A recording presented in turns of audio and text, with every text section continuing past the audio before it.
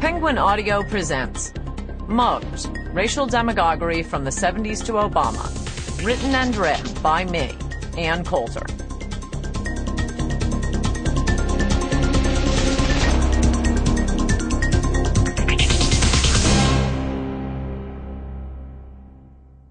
Dedication to the freest black man in America. Chapter 1. Race Wars of Convenience, Not Necessity. The Democrat slogan during the Bush years was, "Dissent is patriotic." Under Obama, it's, "Dissent is racist." Liberals luxuriate in calling other people racist out of pure moral preening. They seem to imagine that in African-American households throughout the land you'll find mantel portraits of Martin Luther King, Robert Kennedy, and Keith Olbermann. More likely, those mantels would have portraits of Bernhard Goetz. Beginning in the 70s, there was constant racial turmoil in this country, stirred up by the media, academia, and Hollywood to promote their fantasy of America as Mississippi burning. This was madness. There had been a real fight over civil rights for a century, especially in the previous 2 decades. But by the end of the 60s, it was over.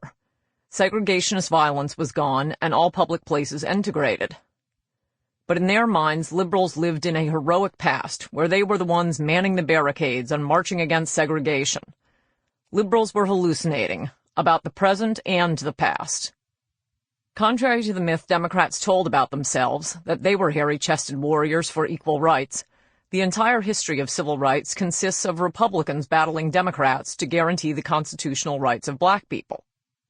Not all Democrats were segregationists, but all segregationists were Democrats, and there were enough of them to demand compliance from the rest of their party, just as today's Democrats submit to the demands of the pro-abortion feminists.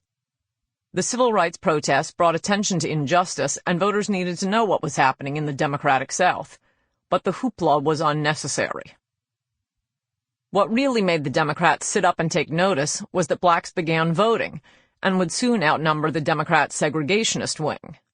That was accomplished by Thurgood Marshall winning cases in the Supreme Court, Republicans in Congress passing civil rights laws, and Republicans in the White House enforcing both the court rulings and the laws, sometimes at the end of a gun. Despite lingering hard feelings over the Civil War, Republican Dwight Eisenhower snatched large parts of the South from the Democrats in the 1952 presidential election. Boosted by his war record in the patriotic, military-admiring South, this Republican candidate carried Tennessee, Virginia, Florida, and Texas, and he nearly won Kentucky, North Carolina, and West Virginia, losing Kentucky by a microscopic 0.07%. The Democrats' dream team that year was Adlai Stevenson and Alabama segregationist John Sparkman. Eisenhower started a trend, but as far back as the 1920s, Republicans were sporadically winning southern states. In 1920, Warren Harding won Tennessee, and in 1928, Herbert Hoover won Virginia, North Carolina, Tennessee, Florida, and Texas. Between Hoover and Eisenhower, Republicans didn't win a single presidential election, much less the South. The Hoover-Eisenhower southern states were the same states Nixon and Reagan would do best in, not the states Barry Goldwater carried in 1964. More on that to come. Eisenhower put a slew of blacks into prominent positions in his administration. Unlike Barack Obama, he chose competent ones, and quickly moved to desegregate the military, something President Harry Truman had announced but failed to fully implement. It took a lifelong soldier who would smash the Nazi war machine to compel total racial integration of the military. Eisenhower may have felt as his fellow Republican and soldier, Senator Charles Potter, did when he stood on crutches in the well of the Senate. He lost both legs in World War II, and denounced the Democrats for refusing to pass a civil rights bill. "I fought beside Negroes in the war," Potter said. "I saw them die for us. For the Senate of the United States to repay these valiant men by a watered-down version of this legislation would make a mockery of the democratic concept we hold so dear."